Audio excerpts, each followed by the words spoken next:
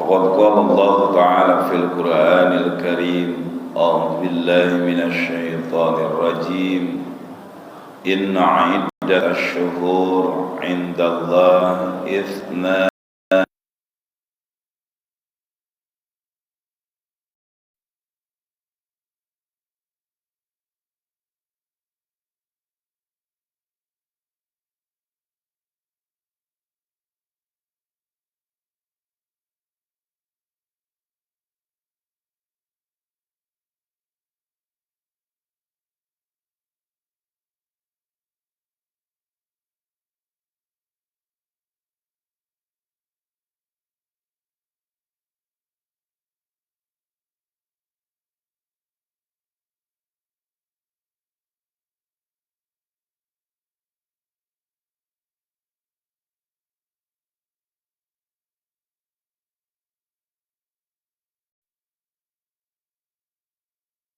puji dan syukur kehadirat Allah Subhanahu wa Ta'ala. Alhamdulillah, dengan takdir dan inayah Allah pada kesempatan pagi hari ini, Allah masih memberikan amanah iman, Islam, umur dan kesehatan, dan juga kesempatan untuk kita melakukan ibadah yang terbaik di hari ini, di bulan yang dimuliakan Allah, yaitu bulan Dzulhijjah. Mudah-mudahan Allah menerima seluruh amal yang kita akan lakukan dan sudah kita lakukan. Ikhwatu iman rahimakumullah, alhamdulillah kita sekarang berada di bulan, termasuk di bulan Dzulhijjah, termasuk 4 bulan yang dimuliakan Allah. 1 bulan yang lalu saya menyampaikan bagaimana keutamaan bulan Dzulqa'dah, termasuk juga bulan yang dimuliakan oleh Allah.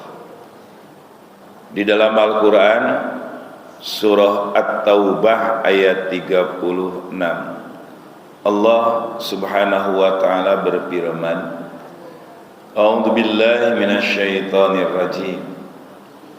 Inna iddatash syuhur 'indallah itsna asyara syahra fi kitabillah. Yauma khalaqas samawati wal ard minha arba'atul hurum. Dzalika dinul qayyim. Fala tadlimu fihinna anfusakum. Wa qatilul musyrikina kafah kama yuqatilunakum kafah wa'lamu annallaha ma'al muttaqin.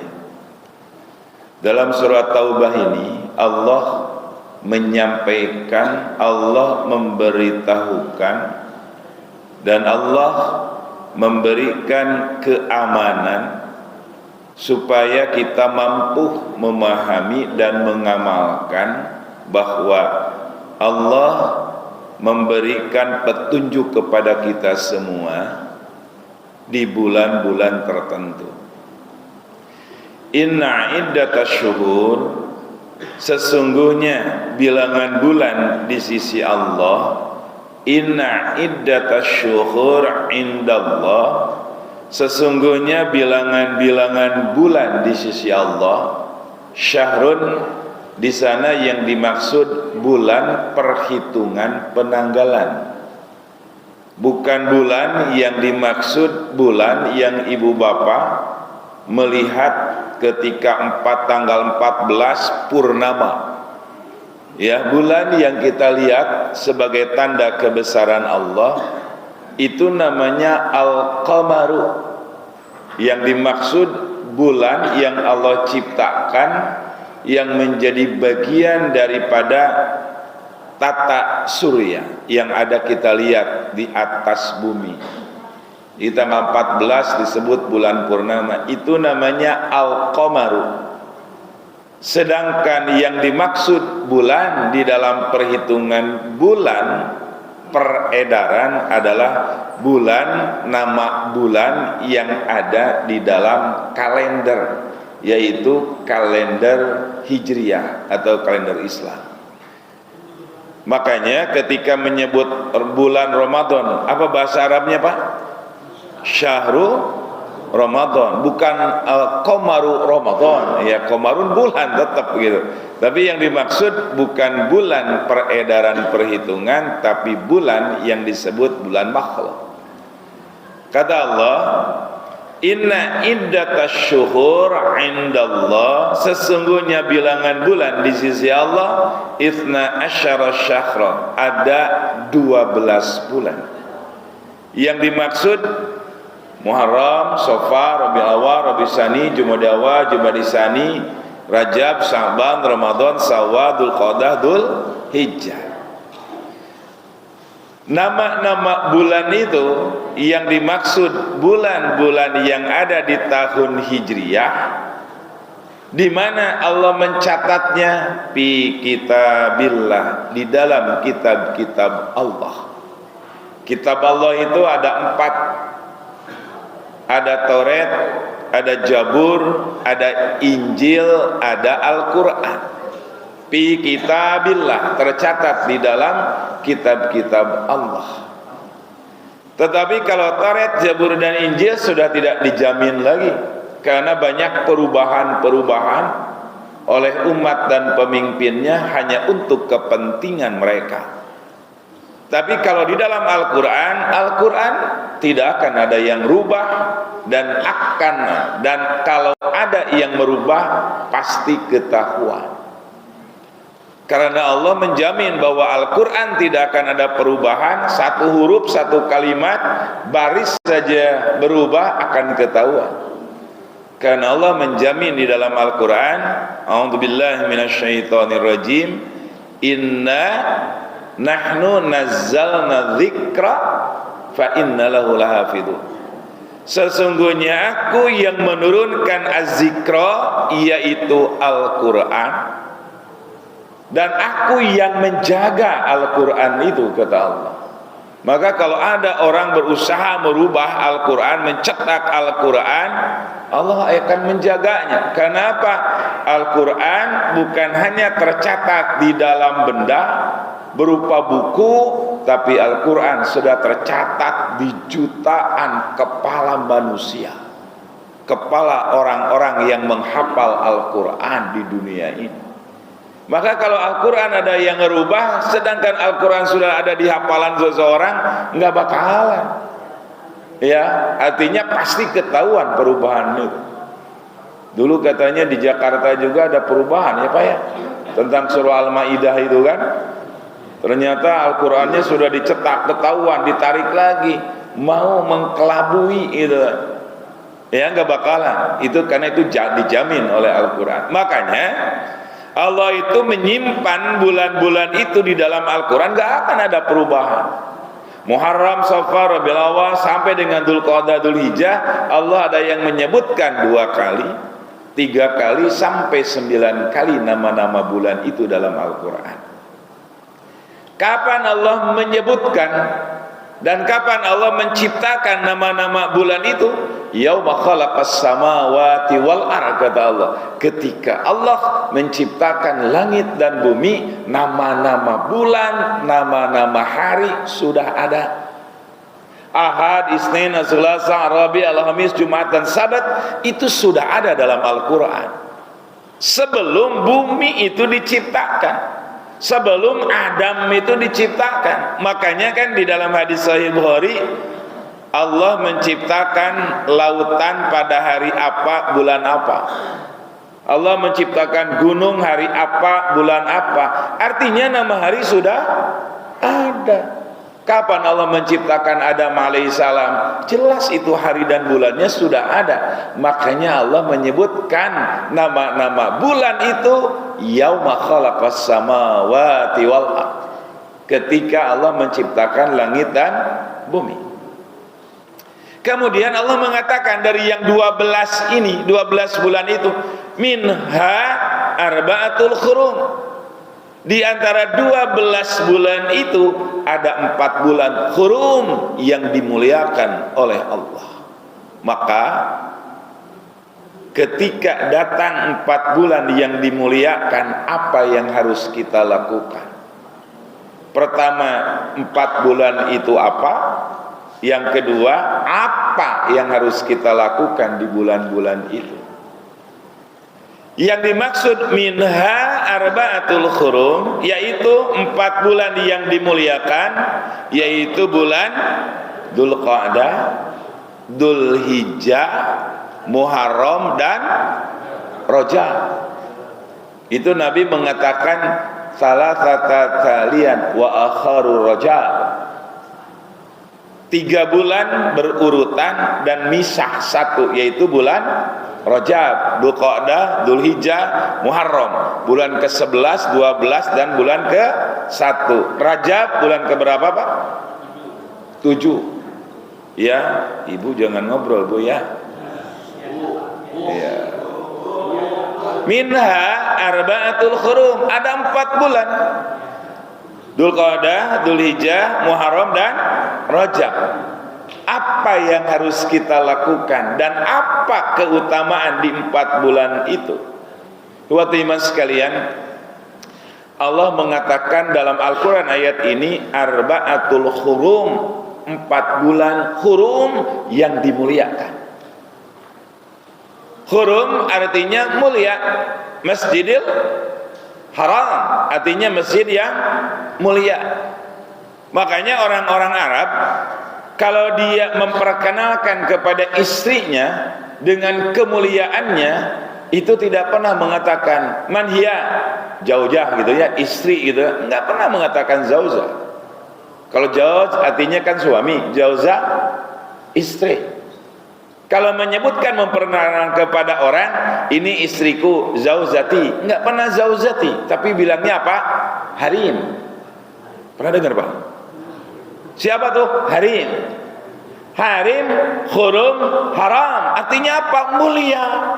Masjidil Haram, masjid yang mulia. Arba'atul hurum, 4 bulan yang mulia. Harim, betul-betul si suami memuliakan istrinya, maka panggilnya harim. Kalau judi, mabuk-mabukan itu hukumnya haram. Sama, berarti orang yang judi mulia. Berarti orang yang mulia, orang yang judi mulia, begitu Pak? Maksudnya bukan begitu. Orang yang berbuat maksiat, orang yang berbuat judi, orang yang melanggar perintah Allah, itu dikatakan hukumnya haram. Artinya apa? Ketika dia melakukan dosa dan kemaksiatan yang diharamkan oleh Allah, bukan mulia, hilang kemuliaannya. Betul Pak? Orang yang korupsi luar biasa sekali, haram nggak Pak? Maka dimanapun dia hilang kemuliaannya. Orang berbuat maksiat, orang berbuat dosa, pasti dihinakan oleh Allah. Maka jangan kita melanggar sesuatu yang diharamkan oleh Allah. Yang diharamkan itu maksudnya sesuatu yang dimuliakan, kalau tidak dilakukan dia mulia, dilakukan hina. Itu maksudnya hukum haram. Berjudi itu haram, iya, judi itu haram, korupsi itu haram. Maka siapa yang melakukan sesuatu yang diharamkan oleh Allah, hilang kemuliaannya. Betapa hebat, berangkat pakai Mercy, pakai dasi, hebat, ya, jabatannya luar biasa. Tetapi dia melakukan sesuatu pelanggaran hukum, sesuatu yang haram, jasnya dibuka, ya Pak ya, fasilitasnya dibuka, dikasih rompi-rompi oren. Hina nggak Pak? Hina. Ya, nah jadi ikhwati mas sekalian, ketika kita mendengar ayat ini, minha arba'atul hurum, ada 4 bulan yang dimuliakan, dzalika dinul qayyim, itulah ajaran agama yang lurus dalam Islam. Apa amanah Allah ketika kita berada di 4 bulan yang tadi? Allah mengatakan, lihat yang kuning, saya garis bawah itu yang kuning, dikasih warnanya kuning. Kelihatan nggak Pak? Ini infokusnya udah ini ya. Iya. Jadi kalimatnya itu, fala tadlimu fihinna anfusakum. maka janganlah kamu menzolimi dirimu padanya selama 4 bulan itu. Janganlah kalian berbuat zolim di 4 bulan itu. Kenapa Allah melarang tadzlim, berbuat zolim? Az-zulum, zulmun itu artinya dalam bahasa Arab, dolama artinya gelap. Dolama artinya gelap. Maka di dalam hadis Nabi mengatakan, az-zulmu zulumatun yaumal qiyamah. Orang yang gelap dari cahaya, dia akan mendapatkan kegelapan. Jadi Pak, kalau orang yang tidak melihat mata kepalanya, dunia ini gelap. Ini baru buta mata. Kalau buta mata dituntun aja bisa, difasilitasi oleh pemerintah jalannya pakai warna kuning, betul Pak, di trotoar ya, itu supaya jalannya buat orang yang disabilitas, terutama yang tunanetra, itu jalannya udah dikasih tahu, udah dikasih. Tapi kalau orang buta hati, buta keimanan, seperti apa? Kalau bapak nih lagi di masjid, lagi ada acara, kemudian baris rapi, kemudian banyak makanan, ada gelas yang isinya air begitu kan, kemudian blep, mati lampu, gelap gak kelihatan, ada yang berani berdiri dalam kegelapan. Kenapa? Takut nyenggol air kan, takut nginjak makanan kan. Tapi ketika ada cahaya dari HP kecil, baru orang mulai jalan. Bayangin, cahaya yang kecil bisa menyelamatkan orang. Tapi bagaimana orang yang zalim dalam kehidupan tidak punya cahaya keimanan? Nauzubillah. Maka az-zulumatun yaumal qiyamah. Dia akan menjadi orang-orang yang tersesat pada hari kiamat. Jadi Bapak, kenapa Al-Quran mengatakan dzalikal kitabul la raiba fihi hudal lil muttaqin. Itu Al-Quran, petunjuk cahaya bagi orang-orang yang takwa. Jadi ketika Bapak Ibu mendengarkan taklim, ayat suci Al-Quran diterangkan, ayat suci Al-Quran ditafsirkan, menjadi pengetahuan kita dan menjadi dorongan untuk kita beramal, Bapak dan Ibu sedang mendapatkan hidayah dari Allah. Makanya kita ini memang bukan Pak yang suka sore-sore keluar, binatang yang hidupnya cuma berapa menit gitu, silalatu namanya, kalau bukan kelabang, laron ya. Laron itu kan ketika dia keluar cari yang terang ya Pak. Tapi dia cari yang terang itu bisa terbang, atau terangnya itu ada di air, nyungsep ke air. Ya, jadi ketika dia mencari yang terang, tapi yang terang itu ternyata pendekatan kepada kematian. Tapi kan umat Islam mencari terangnya cahaya, bukan seperti laron yang tadi, tapi menjadi petunjuk untuk kehidupan mulia di dunia, mulia di akhirat. Maka kalau kita di dalam Al-Quran Allah mengatakan, wa ma khalaqtul jinna wal insa illa liya'budun. Tidaklah Allah menciptakan jin dan manusia kecuali untuk beribadah. Tujuan dan fungsi Allah menciptakan manusia beribadah. Berarti kalau ada manusia yang tidak beribadah kepada Allah, zalim dalam kehidupan karena menyalahi ayat suci Al-Quran. Coba dalam diri kita sumpahkan, inna sholati wa nusuki wa mahyaya wa mamati lillah. Di sini menunjukkan kita ingin memfungsikan sebagai manusia, hanya beribadah kepada Allah. Maka kalau manusia tidak beribadah kepada Allah, tidak berfungsi, dia menyembah kepada Allah, hina, itu namanya zalim. Betapa mulianya orang yang memfungsikan diri ketika Allah ciptakan beribadah, semulia yang kita lihat di dunia. Pak, tahu gak ikan lohan? Dulu ikan lohan mahal banget.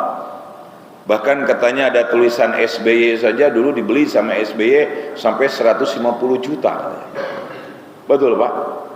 Ya, ini ikan lohan seperti ada tulisan SBY gitu. Saya baca itu. Dan ternyata dibeli sama SBY 150 juta. Ikan sekilo juga enggak. Karena apa? Ikan itu dibeli karena memang berfungsi menghias. Namanya juga ikan hias, Pak.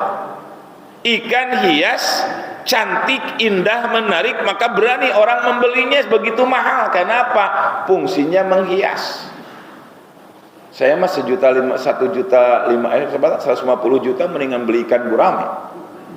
Berapa truk itu? Bisa dimakan. Ikan lohan bisa dimakan. Iya, beli burung harganya jutaan kan, Pak. Hanya pingin dengerin kicauannya saja kan. Kalau Bapak bukan ahli burung, tidak cinta kepada burung, daripada burung mendingan bebek aja, berapa buat dimakan gitu. Burung kecil begini digoreng juga dagingnya gak ada gitu, Pak. Tapi kenapa harganya mahal? Karena berfungsi menghias. Begitu juga manusia. Kalau manusia berfungsi, Allah beribadah, dia taat patuh kepada Allah, beribadah mulia dan harganya mahal di sisi Allah.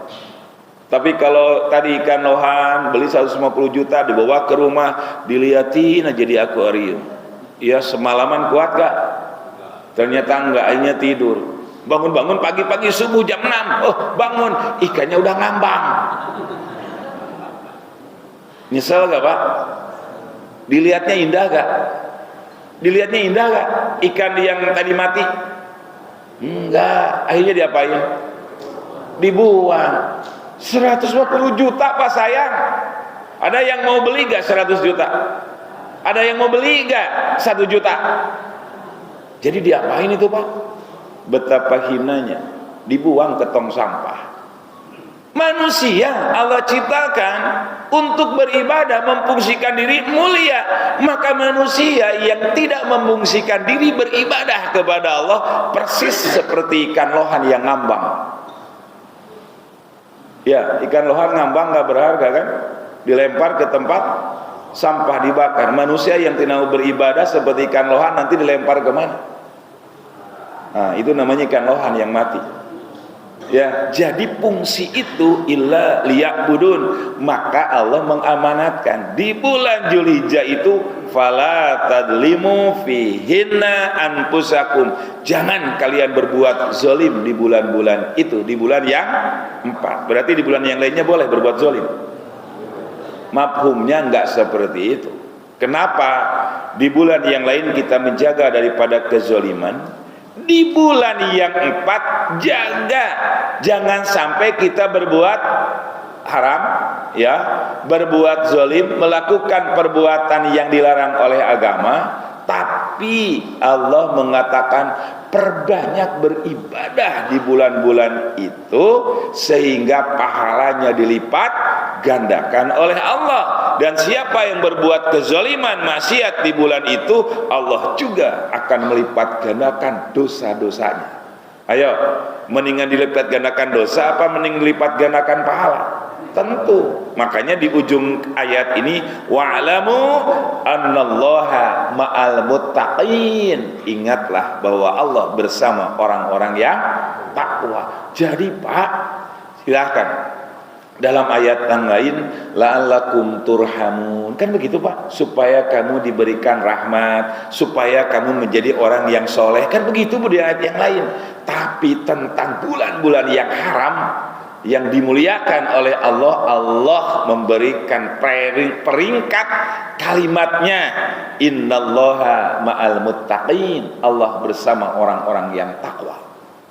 Kalau sudah Allah memberikan gelar kepada kita la'alakum tattaqun, itu adalah proses proses tingkatan yang paling tinggi di dalam Islam.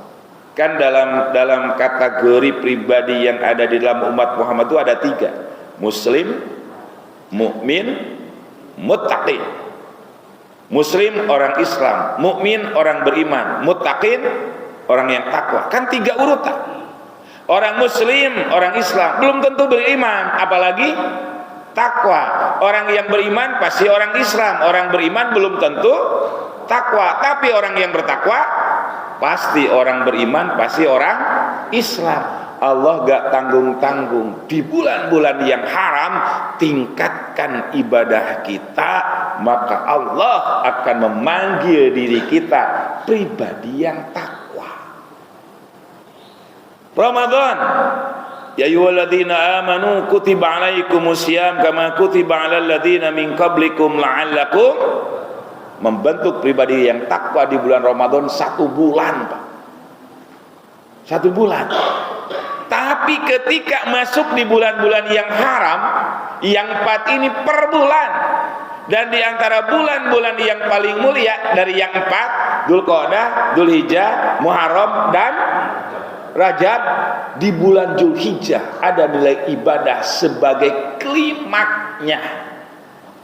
Kenapa di bulan Dzulhijjah itu klimak dalam beribadah kepada Allah? Karena di awal bulan Dzulhijjah, 1, ada saum Arafah, 2, ada kurban, dan 3 yang paling mulia, ada ibadah haji ke Baitullah. Berbanding dengan Idul Fitri, berbanding dengan Idul Fitri dan Idul Adha. Perhatikan, Pak. Idul Fitri ada takbir, ada tahlil, ada tahmid, ya Pak ya. Allahu Akbar, Allahu Akbar, Allahu Akbar, la ilaha illallah, wallahu akbar, Allahu Akbar, walillahil hamd. Takbir, tahlil, tahmid di Idul Fitri. Di Idul Adha ada nggak, Pak? Ada, tapi lihat Rasulullah memerintahkan. Takbir Idul Fitri diperintahkan sunnah Nabi inda khurujin nas, dari mulai manusia keluar dari rumahnya sampai dia duduk di musola tempat sholat Idul Fitri, dan berhenti takbir ketika imam mau sholat Idul Fitri. Berarti kalau sholat Idul Fitri jam 7, Bapak Ibu berangkat jam 6 katakan ya, atau setengah 6 dari rumah, mulai takbir sampai ke tempat sholat Idul Fitri, paling takbir paling lama 2 jam. Ya betul, Pak. Dari mulai ke rumah sampai dengan sholat, sudah takbir itu cuma 2 jam di Idul Fitri. Memuji kepada Allah, membesarkan asma Allah. Tapi ketika Idul Adha, takbiran, tahlil, tahmid itu lamanya 5 hari. Kapan 5 hari itu? Dari mulai Yaum Arafah, Yaumun Nahar, sampai hari Tasyrik 11, 12, 13. Kapan mulai takbirnya? Subuh pada tanggal 9 Yaum Arafah, takbir setelah sholat, gitu ya Pak ya. Kan Nabi imam assalamualaikum, assalamualaikum, makmum wirid, imam takbir Allahu Akbar sambil menghadap ke makmum ya Pak, imamnya kan, Allahu Akbar, Allahu Akbar, la ilaha illallah, wallahu akbar, Allahu Akbar, walillahil hamd. Imam takbir, makmum wirid. Selesai imam takbir, makmum wirid. Makmum takbir, imam wirid. Bersahutan 3 kali cukup. Selesai takbir, selesai wirid. Subhanallah, Rasulullah mengajarkan demikian. Inda kulli ba'da sholati, setiap ba'da sholat wajib takbiran dari mulai subuh tanggal 9 Yaum Arafah, saum Arafah, sampai asar tanggal 13 Yaumut Tasyrik. Itu hanya ada di bulan Dzulhijjah. Makanya ikhwati iman sekalian, apa yang harus kita lakukan di bulan Dzulhijjah tadi? Yaitu kita memuji kepada Allah, takbir, tahlil, tahmid, berzikir, berdoa kepada Allah, perbanyak. Fala tadlimu fihinna anfusakum, jangan kalian berbuat zalim. Di Idul Fitri ini, Idul Fitri itu tanggal berapa? 1 Syawal. Idul Fitri itu mulianya karena ada Ramadan. Betul Pak? Kan Ramadan dengan Syawal berbeda.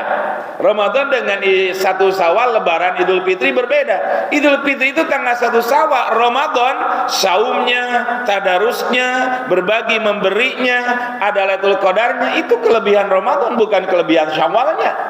Tapi di Idul Adha semuanya ada. kecuali Lailatul Qadar. Betul Pak? Di bulan Ramadan Lailatul Qadar mulia, tapi di bulan Ramadan tidak ada kurban.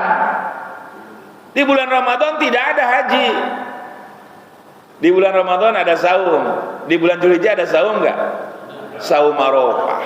Coba, man shoma Ramadana imanan wa ihtisaban, barang siapa orang yang saum di bulan Ramadan sumatabi'a sitan min Syawal, kemudian diikuti 6 hari saum di bulan Syawal, kadzalika kasyamid dahar, pahalanya bagaikan orang yang saum selama 1 tahun.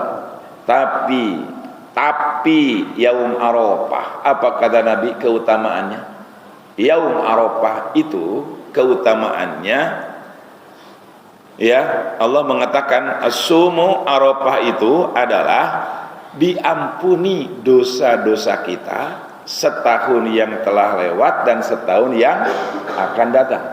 Gupirolahu ma taqaddama min danbih wa ma ta'akhkhar. Allah mengampuni dosa-dosa manusia setahun yang telah lewat dan setahun yang akan datang. Cuma 1 hari saumnya pada tanggal 9 Dzulhijjah. Sekarang saja disebut saum Arafah. Sebelumnya tidak disebut yaum Arafah. Saum tanggal 9 Dzulhijjah dulu apa Arafah dulu Pak? Arafah kan identik dengan haji. Karena kalau haji tanpa Arafah nggak sah. Al-hajju bi Arafatin, haji itu intinya wukuf di Arafah. Maka para sahabat di Mekah cemburu kepada umat Islam yang hajian. Ya Pak, Bapak juga cemburu kan kepada orang yang hajian sekarang Pak? Itu punya keimanan, berarti cemburu. Makanya ketika Nabi itu ditanya, ya Rasulullah, kalau mereka bisa hajian kami tidak bisa, bagaimana ya Rasulullah? Kata Nabi, sumu bi Arafatin, saumlah kalian ketika yang sedang haji mereka wukuf di Arafah. Pak, saum dulu apa ada wukuf di Arafah dulu? Saum dulu. Saum tanggal 9 Dzulhijjah disyariatkan 2 Hijriah. Sedangkan Arafah ada wukuf di Arafah karena ada haji. Sedangkan haji disyariatkannya tahun ke-10 Hijriah. Berarti bedanya 8 tahun. Maka ketika kita besok saum tanggal 9, orang menyebutkan saum Arafah enggak jadi masalah. Tapi saum Arafah tidak menjadi keharusan untuk kita saum. Kenapa? Sebab saum yang dimaksud bukan saum Arafah, tapi saum tanggal 9. Jadi jangan sampai ketika ada yang wukuf di Arafah baru kita saum. Tapi kalau tidak ada yang wukuf, ada saum enggak? Kalau tidak ada wukuf yang di Arafah, kita ada saum nggak? Ada, terbukti kan kemarin ketika Covid. Ketika Covid ada yang wukuf di Arafah nggak Pak? Tahun 2020-2021 ya, betul ya? Ada yang hajian nggak? Nggak ada. Ada yang wukuf di Arafah nggak? Nggak ada. Tapi kita saum nggak? Saum, menunjukkan saum tanggal 9 bukan berkaitan dengan wukuf di Arafah, tapi itu saum tanggal 9. Tidak mesti saum tanggal 9 ada orang yang wukuf. Kebetulan sahabat nanya, cemburu ya Rasulullah. Ini sahabat yang di Mekah, karena mereka menunggu rumah mereka, mereka menunggu dagangan mereka, mereka menunggu rumah-rumah mereka, maka bergantian mereka ibadah haji. Mereka, ya Rasulullah, kalau mereka wukuf kami apa? Saumlah kata Nabi. Berarti Bapak, Ibu, ketika tanggal 9 yang haji wukuf di Arafah, inti klimak dari ibadah haji wukuf di Arafah, saum Arafah betapa mulianya. Ketika tanggal 9 betapa mulianya ketika kita berbagi, memberi zakat, infak, sedekah, tilawah Quran, tadarus, hafal Al-Quran dan sebagainya. Jangan dilewatkan tanggal 9, bukan hanya saum, tapi tanggal 9 berzikir, berdoa, istighfar kepada Allah. Ya, nah maka iwati mas sekalian, jangan terfokus kepada kurbannya. Justru harus fokus juga kepada saum Arafahnya. Berarti kalau tanggal 9 Zulhijjah besok jatuh tanggal 26, betul ya Pak? 26 hari Selasa. Hari Seninnya boleh saum nggak? Saum apa? Saum yauman isnain kan? Ya, hari Senin. Kemudian kita saum hari Selasa.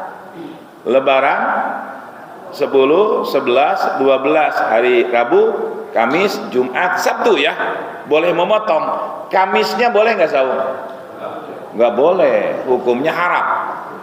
Karena kata Nabi, 2 hari raya tidak boleh saum apapun, termasuk ayyamu tasyrik, hari tasyrik termasuk Id, maka tidak boleh kita saum di dalamnya, haram hukumnya tuh. Jadi kalau kita memahami agama komprehensif sehingga kita paham apa yang harus dilakukan, terutama di bulan Dzulhijjah. Nah, ketika seseorang Idul Fitri, hanya di Indonesia adanya mudik, pulang kampung, betul Pak? Ketika Bapak dan Ibu Idul Fitri pulang kampung, yang kumpul siapa? Keluarga. Yang kumpul siapa? Satu kampung, kan begitu Bu? Kalau memang pulang semua, oh ini berapa tahun gak ketemu, di kampung ketemu ya Pak ya? Wah, rindu banget kepada mereka. Tapi apa? Yang dirindukan ketemu, yang dirindukan apa? Makanan kan, kalau di kampung-kampung kan ketemu setahun apa, ada yang setahun sekali, 2 tahun sekali, aduh 5 tahun gak ketemu di kampung begitu. Yang kumpul cuma keluarga, yang kumpul cuma sekampung di Idul Fitri. Tapi di Idul Adha yang kumpul itu umat Islam sedunia. Betul Pak? Ini saya mau membanding antara Idul Fitri dengan Idul Adha. Bagaimana di Idul Adha itu kaifiah, nilai-nilai begitu luar biasa. Maka kenapa Idul Adha ada di bulan Zulhijjah, dan Zulhijjah termasuk Arba'atul Hurum, bulan yang dimuliakan. Jutaan orang berkumpul di mana Pak? Di Arafah. Jutaan orang berkumpul mabit di mana Pak? Di Mina. Jutaan orang tawaf di Masjidil Haram, sa'i antara Safa dan Marwa. Siapapun orang yang datang ke sana, wukufnya pasti di Arafah. Bapak berangkat ke sana, nauzubillah, jangan sampai ya. Bapak bukan jangan sampai berangkatnya. Ada orang yang berangkat haji, ternyata sampai di Jeddah masuk rumah sakit, koma. Sampai selesai ibadah haji, ternyata dia masih koma.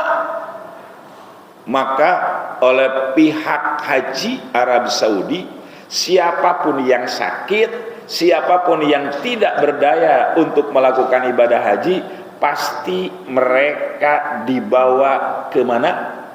Ke Arafah.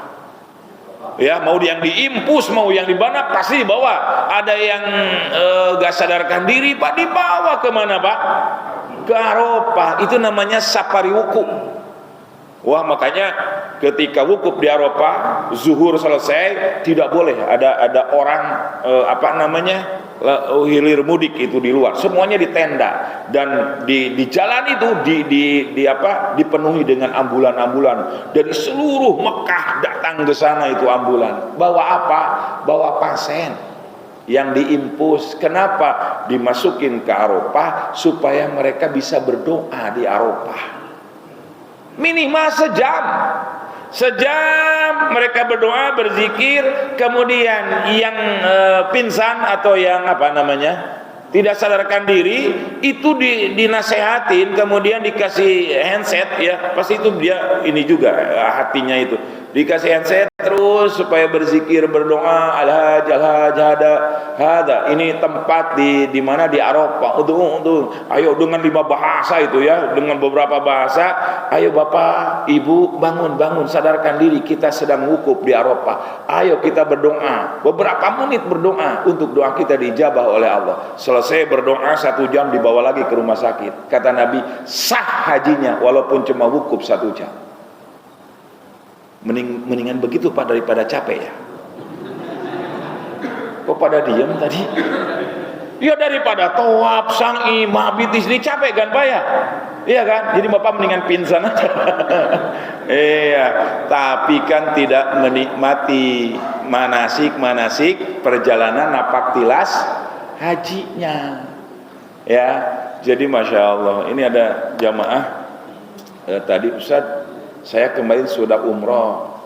Umrohnya di mana? Ya di Masjidil Haram. Kirain di Bin Daud umrohnya. Bin Daud itu supermarket ya. Jadi Pak lagi sa'i, iya. Pak sama Marwah, iya. Ustaz ini sholatnya di mana? Video call begitu kan?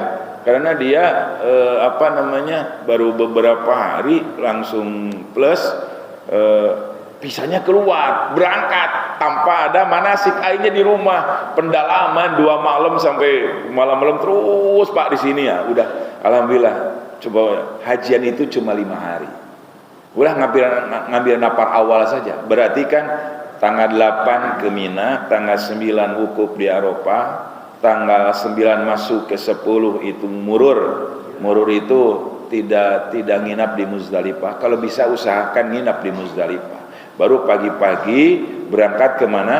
Ke Mina, melempar Jumratul Kubra, kemudian berangkat ke mana? Ke Haram untuk melakukan tawaf ifadah. Balik lagi baru mabit di Mina. 2 hari pulang.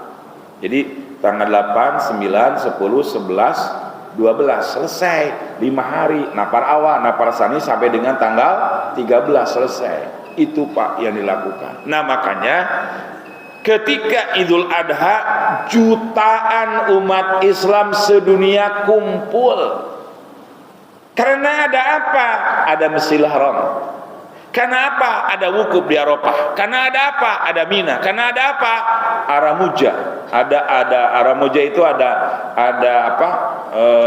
Ada Mina, ada Muzdalifah, satu lagi yaitu yang paling terkenal di Arafah. Makanya ada Arafah, Mina dan Muzdalifah. Jangan sampai ketukar. Kata Nabi, mabit itu di Mina dan di Muzdalifah. Kalau di Arafah wukuf. Apa wukuf itu? Diem, bukan nginep. Tapi orang Indonesia rata-rata di Arafah malah nginep 2 malam. Ya, ini kan Ustaz mengambil yang paling ini. Jadi kalau ibadah haji itu kan huzu ani manasikakum, hajilah kalian mengikuti manasik-manasikku. Nah ini bahaya sekali. Sudah nunggu lama, biayanya mahal, tenaga keluar, tapi ibadah hajinya tidak sesuai dengan ajaran Rasulullah. Kan Rasulullah itu mengamanatkan 2 ibadah yang gak boleh dirubah. Apa Pak? Sholat dan haji. Sallu kama ra'aitumuni usolli. Salatlah kalian sebagaimana kalian melihat tata cara salatku. Kata Nabi kan begitu. Huzu anni manasikakum, hajilah kalian dengan melaksanakan ibadah haji seperti tata cara hajiku. 2 Nabi mengatakan demikian. Coba di tempat yang lain, ibadah yang lain, pernah gak Nabi berkata demikian? Zakatlah, infaklah, sodakohlah seperti sodakohnya aku. Nikahlah bapak seperti aku nikah. 9 istrinya. Ya Pak ya. Jadi hal-hal ibadah itu Nabi 2 hal yang diamanatkan, sholat dan haji. Tidak boleh mengikuti, bukan tidak boleh, lepas daripada tata cara sholat dan hajiku. Makanya kalau ibadah haji, aduh Masya Allah, salah kita mengambil-bimbingan KBIH itu juga. Kemudian alasannya, ini kan kita mengambilnya yang tidak abdoliyah, yang tidak. Makanya Ustaz, saya kemarin melempar jumroh enak Ustaz, lenggang. Memang lenggang kenapa? Ya jam 12. Ternyata bukan jam 12 siang, jam 12 malam. Nabi itu mencontohkan ba'da zawali samsi hatta ghurubi samsi. Melempar jamarot itu setelah tergelincir matahari habis sholat zuhur sampai maghrib matahari terbenam. Tapi kenapa ada yang melempar jamarot itu jam 12 malam? Apalagi ada melempar jamak kosor. Jamak kosor Pak, melempar setengah 12 buat hari ini, kemudian turun muter naik lagi, jam 1 ngelempar lagi karena udah beda hari. Astagfirullahaladzim, coba melempar jamaah kosong. Ya aduh, makanya saya sering mengatakan haji dan sholat ta'abudi, bukan ta'akuli. Ya Pak ya, kalau ta'abudi karena itu adalah ibadah, tuntutannya sami'na wa ata'na. Kalau ta'akuli yang bisa diakalkan, dikiaskan, boleh. Pak, pernah gak Nabi motong hewan kurbannya pakai sapi? Pernah gak? Enggak pernah. Nabi memotongnya kambing atau unta. Makanya ada orang Indonesia kekeh gak mau pakai sapi, gak nyunah katanya. Itu bukan tabudi, ta'akuli. Artinya apa? Nabi mengatakan binatang yang boleh dikurbankan itu kan al-jamal, unta, al-jamus, kerbau, al-hisonu, kuda, al-baqaru, sapi, al-gonamu, kambing. Kambing itu kan beda nama. Kambing, domba, badot, me, wedus apalagi gitu kan. Iya. Jadi itu yang digambarkan oleh Nabi dan disebutkan. Nah, yang penting bukan ngelihat jenis binatangnya, tapi kondisi binatangnya. Yang jelas yang disebutkan oleh Allah di dalam Al-Qur'an nama binatangnya, tapi Nabi menyebutkan khamsin, 5 bagian. Unta dan sejenisnya. Ternyata unta ini di dunia ada 5 varian, Pak. Ada unta Arab, ada unta Syria, ada unta Mesir, begitu kan? Nah, itu juga beda-beda. Sapi juga beda-beda. Di sini di Indonesia ada sapi Bali, sapi Madura, Limousin, apalagi Pak? PO. Nah, ini pasti yang tahu tukang sapi nih. Nah, Pak ya? Iya, kambing domba kan macam-macam Pak variannya itu. Nah, yang dimaksud sudah itu. Tapi yang lebih penting dari binatang itu apa? Jangan sakit, jangan kurus, jangan cacat, kan itu Nabi mengatakan. Nah, kalau kita sudah niat belum untuk berkurbannya? Maka kata Nabi, man kana lahu sa'atun falam yudhi fala yaqrabanna musallana. Jika kalian hari ini, tadi katanya udah ditutup ya, udah 15 ekor di sini, betul Pak? Biasanya berapa? Biasanya berapa? 20, berarti 5 ekor lagi kurang. 5 kali 7 berarti 35 orang lagi nggak kurban gitu Pak. Pak, nih, man kana lahu sa'atun, barang siapa di antara kalian hari ini sampai hari tasyrik besok diberikan keleluasaan rizki, punya uang, di rekening berapa, di rumah berapa, di lemari berapa, di dompet berapa? Ya Pak, berapa patungannya? Sapi 3 juta 100. Ini paling kecil 3.100.000 di sini. Iya, saya di mana-mana 3,5, ada yang 4 juta. Ya, di sini 3.100.000. Berarti beli sapinya 3 kali ini berarti yang 20 juta ya. Kurang lebih lah begitu. Maksud saya gini Pak, barang siapa yang diberikan keluasan rezeki, punya uang, coba siapa, saya nggak nanya dan jangan ngacung ibu bapak, siapa yang tidak punya uang 3.100.000 sekarang di rekening, di lemari, di simpanan, di dompet 3.100.000? Saya yakin lebih. Yang tahu DKM tahu nggak? Panitia korban tahu nggak? Allah tahu? Tahu. Allah tahu, yakin. Falam yudohi, kemudian dia tidak berkurban. Fala yaqrabanna musallana, jangan dekat-dekat dengan tempat sholatku. Jangan dekat-dekat tempat sholatmu, gampang, nggak apa-apa. Berarti nggak paham.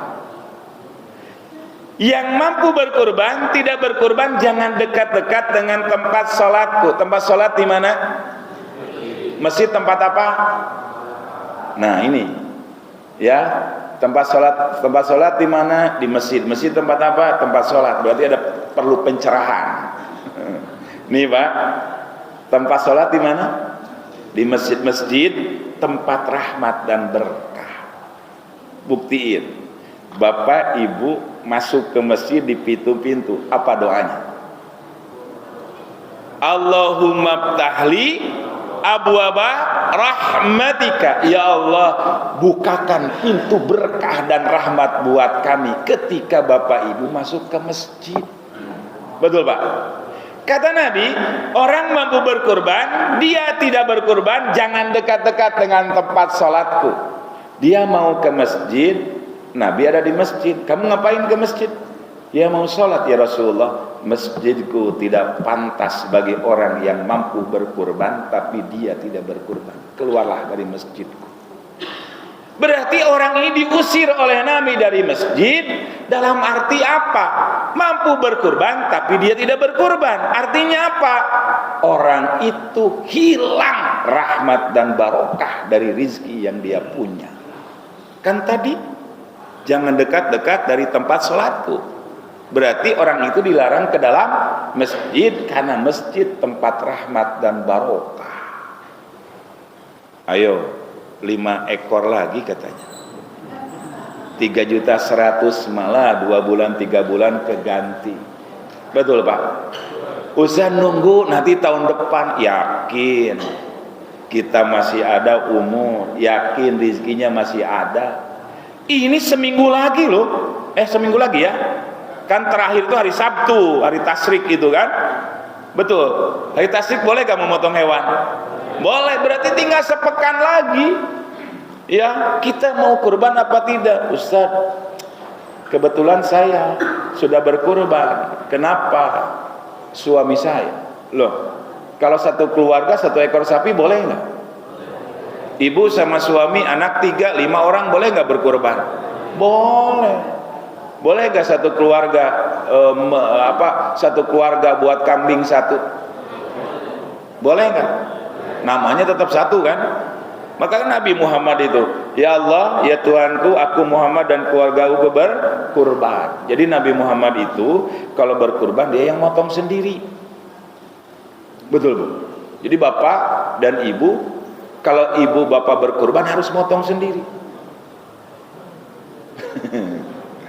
Ya kan tidak semua orang mampu Ustaz. Maksudnya kalau bapak pengurban diusahakan kalau mampu bisa motong sendiri, lebih utama.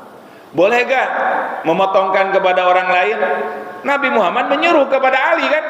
Dan Ali itu adalah orang yang diamanahi oleh Nabi dan orang dipercayai. Makanya kalau motong gak sembarangan. Siapa yang kira-kira amanah? Amanah bukan aman, bukan jujur, tapi amanah ngerti, paham dari sisi etika memotong dan dari sisi syar'i cara memotong.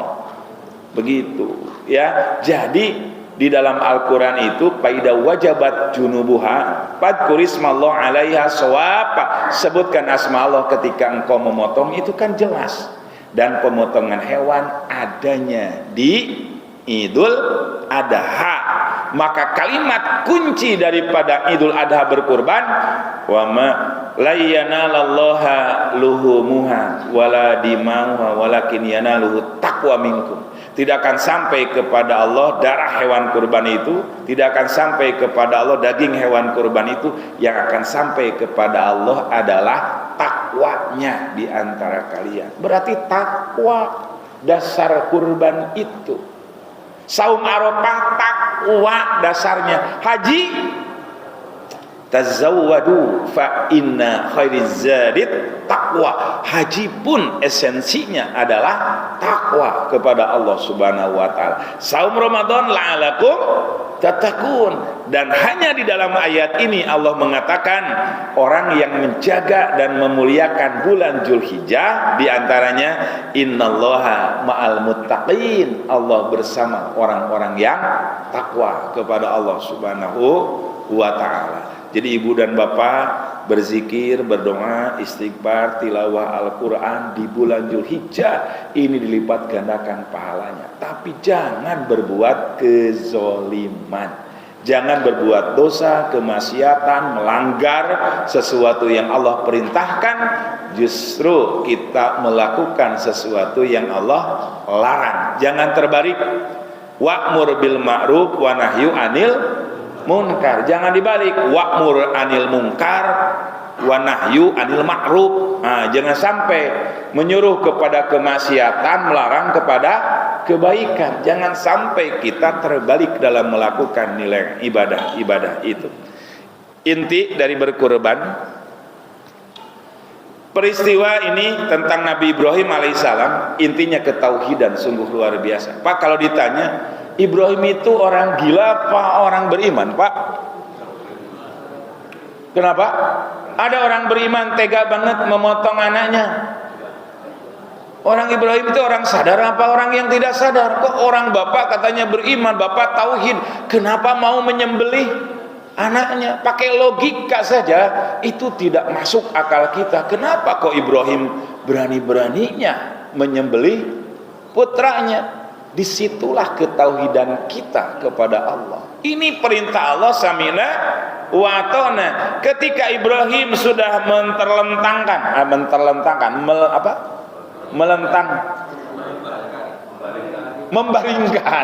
membaringkan siapa? Ismail mau disembelih. Subhanallah, Ibrahim lulus ujiannya, akhirnya diganti oleh Allah dengan daging hewan kurban yang gemuk. Yakin gak Bapak? Ketika besok kurban 3.100.000 dipotong hewannya, 2 hari Bapak dikasih rezeki yang lebih besar lagi. Yakin gak? Benar, yakin, tapi belum tercatat nama pengorban.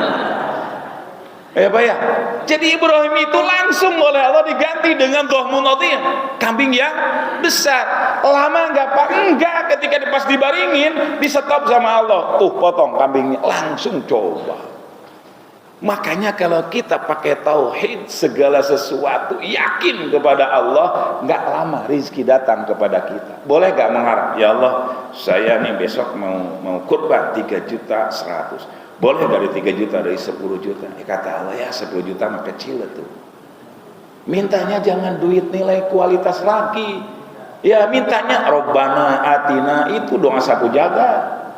Buat apa kasih 10 juta, nanti poya-poya lagi. Ya Pak ya, Ibrahim saja baru memotong langsung diganti, Pak. Yakin nggak besok kita diganti sama Allah? Ya itu motivasi berkurban, tauhid kepada Allah. Maka ini saya kasih merah ini. Kurban bukan hanya tentang menyembelih hewan, melainkan simbol pengorbanan ego dan nilai cinta dunia. Sayang ya Pak ya, 3.100.000. Ya, Pak mau kurban gak? Ditanya pagi-pagi. Nanti saya habis kuliah subuh mau jalan sama istri, dia bonceng. Suaminya bawa motor. Di sana tuh banyak sapi sama kambingnya Pak ya. Jadi saya lihat tuh banyak tuh. Kemudian dibonceng lah gitu berdua suami istri, di jalan. Ditanya dia, Pak mau kemana? Mau cari kambing. Jalan ke sana Pak. Tapi sampai siang zuhur datang lagi. Pak, mana kambingnya? Saya sudah muter-muter, kambingnya gak ada. Ini yang gak ada apanya? Justru duitnya itu sudah dibawa, niatnya muter. Tapi di belakang ada yang berbisik, Pak, 3.100.000. Cuma kita dapat pengorban berapa kilo? 2 kilo? 3 kilo. Masa 3,5 juta? 3.100.000 cuma 3 kilo. Kalau kita kambing 1 ekor kita cuma dapat 1 paha. Kan begitu Pak? Hitung-hitungan. Ya juga ya Pak, rugi ya Pak. Ini pembisiknya di belakang lagi dibonceng, itu kuat banget. Siapa yang dibonceng? Belum tentu. Bagaimana kalau istrinya yang nyetir, yang di belakang siapa? Ya Pak, hati-hati, banyak goda. Itu namanya ego kan? Ya ego itu mementingkan diri sendiri, tidak pernah mementingkan Allah. Padahal Allah mementingkan kita. Ketika mementingkan sesuatu yang diperintahkan oleh Allah, lazidan nakum, kata Allah. Yakin apa enggak? Coba, tahun depan saja. Tahun depan umur kita belum tentu sampai. Tahun depan belum tentu kita rizki itu sama dengan sekarang. Tapi nggak apa-apa, ibu bapak jujur, Ustadz, baru kemarin renovasi rumah, baru kemarin anak mau kuliah, baru kemarin ganti mobil. Kan begitu Pak ya. Jadi untuk jatah ini nggak ada. Pak, mending ganti mobil dulu apa kurban dulu? Kembali kepada diri kita ya. Targetnya dari mobil Xenia pingin Avanza, Allah ternyata ngasih rezekinya lebih yang lebih kita dapatkan. Makanya skenario Allah itu bukan hitung-hitungan kita ya. Masya Allah, saya setelah menerangkan begini, ini saya tuh sengaja kemarin hari Senin nih saya kemarin di Masjid Konstitusi, di mana di Mahkamah Konstitusi di lantai 3 ya. Para jawarannya ada itu cuma 5 orang, Profesor Sadri, Pak Suryono, kan Umar Anwar Usman udah keluar ya, diganti sama anak muda, ternyata diperdebatkan karena dia terlibat korupsi juga. Ustaz tolong ngebahas kurban seperti apa dan mana hijrah seperti apa ya. Saya terangkan apa adanya dan alhamdulillah. Bapak udah kurban belum? Diam. Saya bilang silahkan Bapak, jabatan itu hina banget kalau tidak berkurban. Bapak gaji berapa sih? Sapi cuma 4 juta aja ngeluarin, bagaimana gitu. Gak pantas lah Bapak seorang pejabat gajinya sekian, kemudian patungan sapi, belilah 5 sapi 5 ekor. Nah, begitu. Udah begitu. Saya hanya menyampaikan kebenaran Islam, saya hanya menyampaikan ayat suci Al-Quran. Adapun yang menilainya Bapak, ya silahkan. Dan ternyata habis begitu kata Pak Ustadz, alhamdulillah nambah seketika itu. Berapa? Tercatat 47 orang. Itu 47 orang dicatat. Satu patungannya 4 juta. Alhamdulillah. Ya digeber sama saya. Kalau 47 orang berarti berapa orang? 7 ekor sapi ya, kurang 2. Kan 7 kali 7 49. Ya alhamdulillah, saya katanya ada 12 ekor. Biasanya cuma 5. Di kantor di Mahkamah Konstitusi itu 5 ekor. Masjidnya gede. Apalagi di Mahkamah Agung ya. Mahkamah Agung itu di sana motong harus 10. Dan tidak boleh motong di sana, motongnya di tempat pemotongan hewan di RPH, dibawa di sana baru dibagikan. Ya, nah ini Istiqlal suka kewalahan, motong di Istiqlal, kemudian ketika belum sampai di Cincang itu sapi sudah digondol tuh. Ya, itu pahanya dimasukin ke gerobak. Gitu kan. Saya sedih banget ya kalau kurban di sana. Jadi tidak terkondisikan. Nah, sekarang setelah saya menyampaikan yang demikian dengan Pak Asep, Pak Jenderal dari Angkatan Laut, Pak Asep Saifuddin, Pak Asep, ayo kita benahi lah etika, kurbannya begini gitu. Oh ya, Ustaz bagaimana? Udah dibuat tim, satpamnya itu ditambah lagi begitu. Hanya satpam daging itu sana. Ya, nah ini ikhwati iman sekalian. Jadi insya Allah ketika berkurban mengikuti sunnah Nabi, orang akan paham. Tapi jangan hanya ngikut sunnahnya, tapi prakteknya juga dijaga. Kenapa Pak? Bapak, Ibu, dari mulai pagi memotong sampai membagikan, itu pahalanya seperti orang yang haji kan Pak? Ya, Bapak berkurban, Bapak yang ngikut. Bapak Ibu yang hari ini atau bulan ini, tahun ini tidak bisa berkurban dengan patungan sapi atau seekor kambing, boleh nggak Ibu bisa berkurban? Boleh. Dengan apa? Bapak asah golok, asah pisau, bantu nyincang daging di sini. Ibu punya uangnya cuma 100.000, 200.000, beliin air mineral, kirim kepada orang yang sedang gotong royong. Beli ke pasar 1 tandan pisang direbus, kirim ke masjid buat orang yang bekerja. Itu pahala berkurban. Waduh, Ustaz, saya mah kalau golok nyincang daging gak kuat, apalagi tulang, udah gak ada tenaga. Bawa pulpen, catat RT itu berapa. Jangan banyak alasan. Ya, tapi jangan juga nu kopi. Ada nu kopi? Duduk, liatin, pas giliran makan ribut. Orang kerja ngopi, ya Allah. Itu bukan berpangku tangan, berpangku kaki juga itu orang. Ya Pak ya. Jadi memang sekemampuan kita. Kalau memang tidak bisa apa-apa, memperhatikan. Maaf ini Pak DKM ya. Jadi Ustaz saya udah usahakan katanya, terus duduk memperhatikan apa Pak? Memperhatikan, maaf kepada jamaah panitia, tolong perhatikan. Perhatikannya apa? Jangan sampai ibadah yang mulia kita mengelola daging sapi, daging kurban sampai ke asar selesai atau sampai malam dinodai gara-gara apa? Lihat buntut nganggur, ambil masuk. Lihat kaki nganggur masuk. Ke biji-biji pelir diambil, diumpetin. Coba bisa bayangkan Pak, kerja bantuin mengelola daging kurban dari pagi sampai dengan sore, gak ada pahala, bahkan dapat dosa gara-gara biji pelir. Malu banget. Ya Pak, kalau Bapak Ibu mau minta boleh nggak? Boleh, selama persediaan masih ada, kan begitu Pak?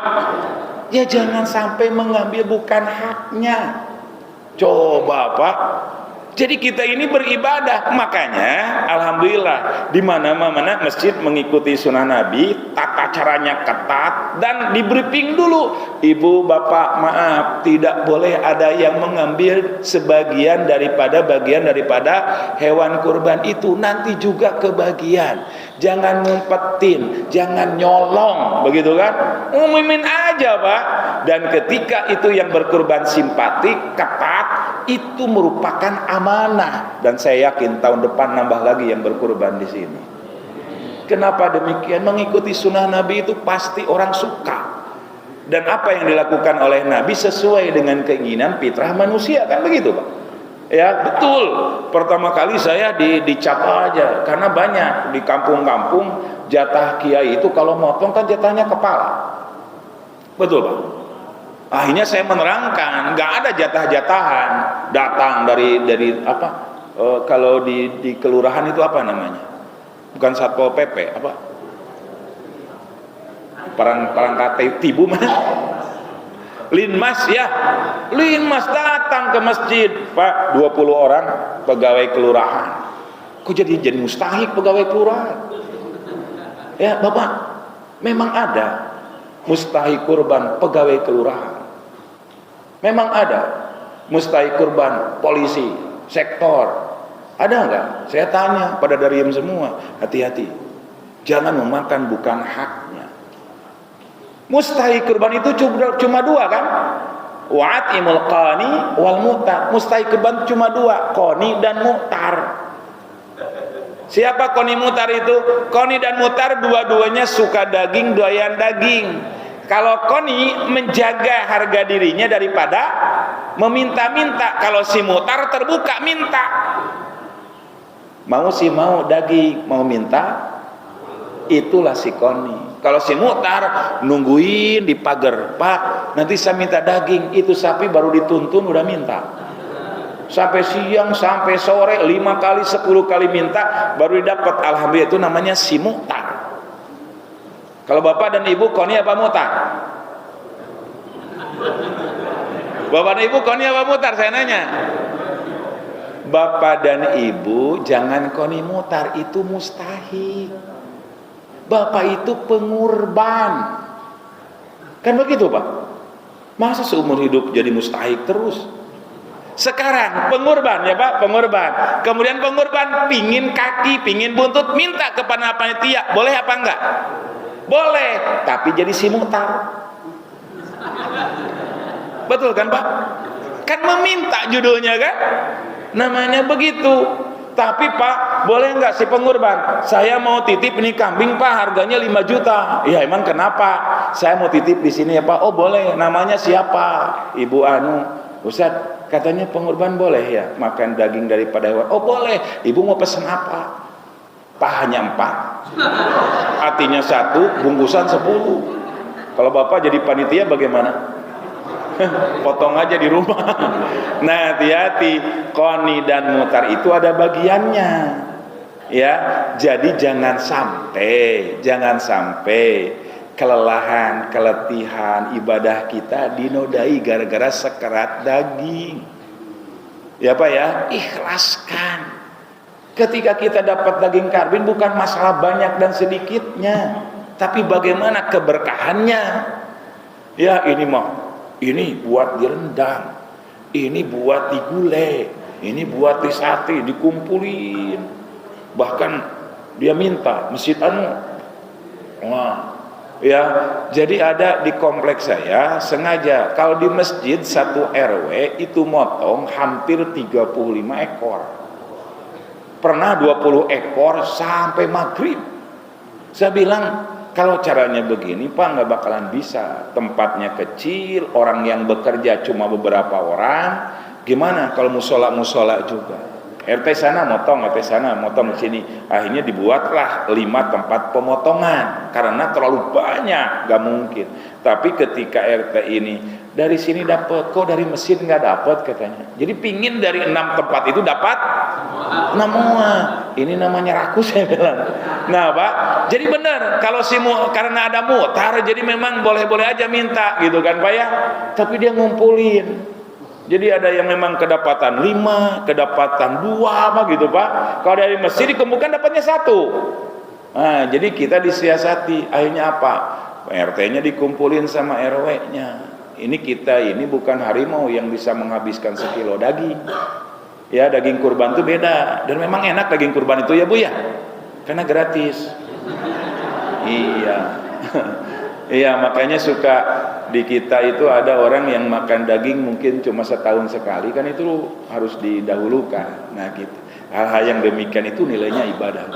Dan alhamdulillah kemarin satu gertakan hari Senin kemarin, saya nanya kemarin hari Jumat, alhamdulillah Ustaz katanya sudah ada sekitar beberapa 47 orang yang kurban. Ada yang saya 3, saya 5, itu enak banget saya nulisnya, katanya Bapak berapa jiwa? Saya 5 dikali 4 juta berapa gitu kan, udah ditransferin. Jumat selesai ya, akhirnya dia pesan sapi.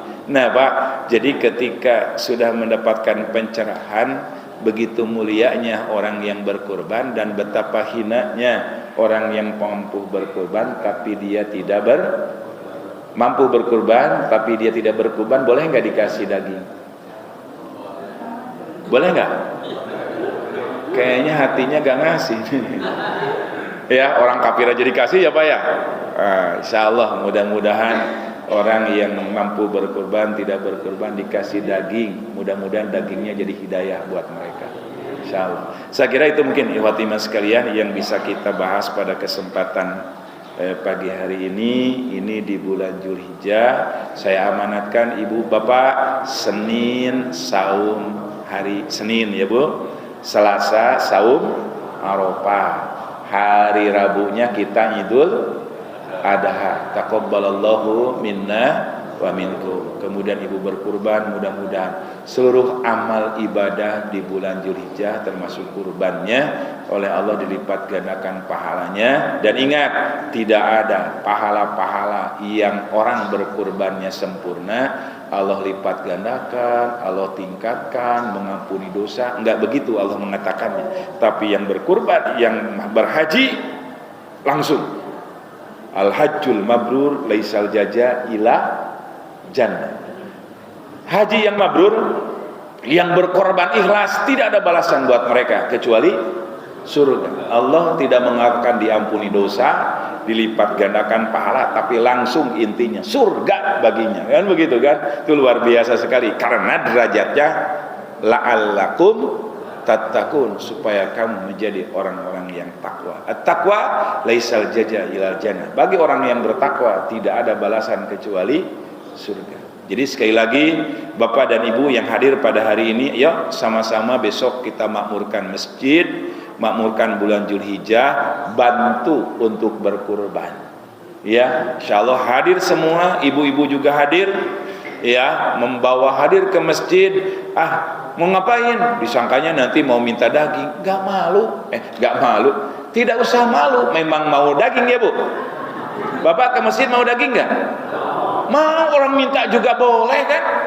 Iya, diem aja. Kenapa Pak mau daging? Mau, berarti itu jatah koni ya Pak? Ternyata dikasih, iya cuma 1 Pak, 1 lagi. Itu si mutar kan?